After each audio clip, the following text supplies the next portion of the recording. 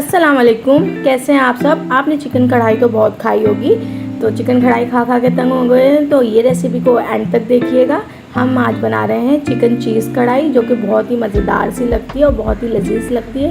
تو اس کے لیے ہم نے 1 پاؤ چکن لے لیے، اس کو اچھے سے واش کر لیا ہے۔ اب ہم اسے ایک باؤل میں کنورٹ کر دیں گے۔ اب ہم اسے میرینیٹ کر لیں گے۔ تو 1/2 ٹی اسپون ہم نے ہلدی لی ہے، 1/2 ٹی اسپون ہم اس میں زیرہ پاؤڈر ایڈ کریں گے اور 1 ٹی اسپون ہم اس میں پسی ہوئی لال مرچ ایڈ کریں گے، اور اگر آپ چاہیں تو 1/2 ٹی اسپون اس میں کشمیری لال مرچ بھی ایڈ کر سکتے ہیں کلر کے لیے، اور 1/2 ٹی اسپون کٹی ہوئی لال مرچ ایڈ کر دی ہے۔ 1 ٹی اسپون میں نے اس میں کٹا ہوا دھنیا ایڈ کر دیا ہے، اور بالکل 1 چٹکی زردے کا کلر۔ 1 ٹی اسپون میں نے اس میں کالی مرچ ایڈ کر دی، 1/2 ٹی اسپون میں نے اس میں اوریگینو ایڈ کیا ہے، اور 1/2 ٹی اسپون نمک ایڈ کر دیا، اور 1 ٹی اسپون اس میں لہسن ادرک کا پیسٹ ایڈ کر دیا ہے۔ آدھا کپ ہم اس میں دہی ایڈ کر دیں گے اچھے سے پھینٹ کے، اور اسے اچھے سے مکس کر لیں گے۔ یہ مکس ہو گیا ہے، اب ہم اسے آدھے گھنٹے کے لیے میرینیشن کے لیے رکھ دیں گے۔ اس طریقے سے کور کر کے آپ اسے آدھے گھنٹے کے لیے باہر ہی رکھ دیں، فریج میں مت رکھیں۔ اس طریقے سے میرینیشن کے لیے رکھ دیں گے اس کو۔ آدھا گھنٹہ ہو گیا ہے میرینیشن کو، اب ہم اس کو جو ہم نے پلاسٹک ریپ کیا تھا وہ ہٹا لیں گے۔ اب ہم پین کو گرم رکھ دیں گے۔ پین میں ہم 2 ٹیبل اسپون آئل ایڈ کریں گے، اور اس میں نے 1 لونگ بھی ایڈ کی تھی۔ اس کے بعد ہم نے جو چکن میرینیٹ کی ہے اسے ایڈ کر دیں گے پین میں، اور اسے تھوڑی سی دیر 2 سے 3 منٹ تک فرائی کر لیں گے۔ 3 سے 4 منٹ فرائی کے بعد ہم اسے بالکل سلو فلیم پہ کر دیں گے، اور اسے کور کر دیں گے 10 منٹ کے لیے، تاکہ چکن جو ہے اچھے سے گل جائے۔ اب ہم سوس بنانے کی تیاری کریں گے، جو ہم نے کڑھائی میں ایڈ کرنا ہے۔ تو 1 ٹیبل اسپون میں نے اس میں بٹر لے لیا ہے۔ اگر آپ کے پاس بٹر اویلیبل نہیں ہے تو آپ گھی بھی یوز کر سکتے ہیں، لیکن بٹر سے ٹیسٹ بہت اچھا آتا ہے۔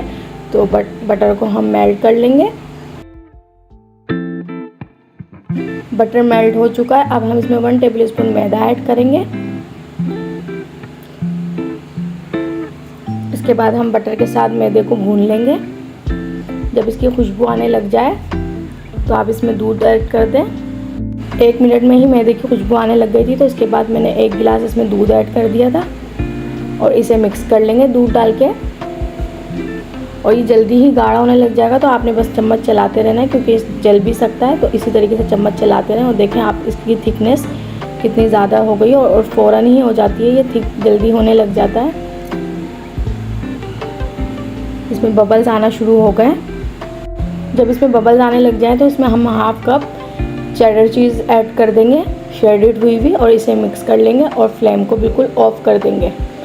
اس کے بعد جو سوس میں نے تیار کیا تھا، اسی پین میں نے جو چکن ہم نے ریڈی کی تھی 10-15 منٹ بعد ریڈی ہو گئی تھی، اس کا پانی بالکل خشک کر لیا تھا، اسے ایڈ کر دیا ہے میں نے۔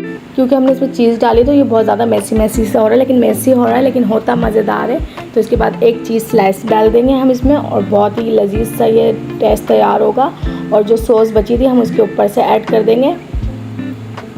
یہ سوس اور چیز کا کمال بہت ہی اعلیٰ ہے، اور ہم 2 سے 3 منٹ کے لیے ڈھک کے رکھ دیں گے، جب تک چیز میلٹ نہیں ہو جاتی۔ 2 سے 3 منٹ بعد چیز میلٹ ہو جائے گی۔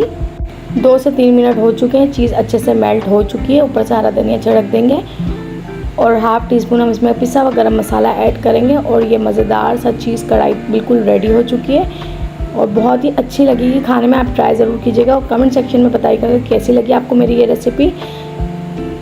اور اگر آپ میرے چینل پہ نہیں ہو تو جلدی سے میرے چینل کو جا کے سبسکرائب کر لیں، اور بیل آئیکن کے بٹن کو پریس کر دیں، تاکہ آپ کو میری ہر نیو آنے والی ویڈیو کی نوٹیفیکیشن مل سکے۔ لائک کریں، کمنٹس کریں، اور اپنا فیڈ بیک دیتے رہیں۔ انشاءاللہ پھر ملیں گے۔ اللہ حافظ۔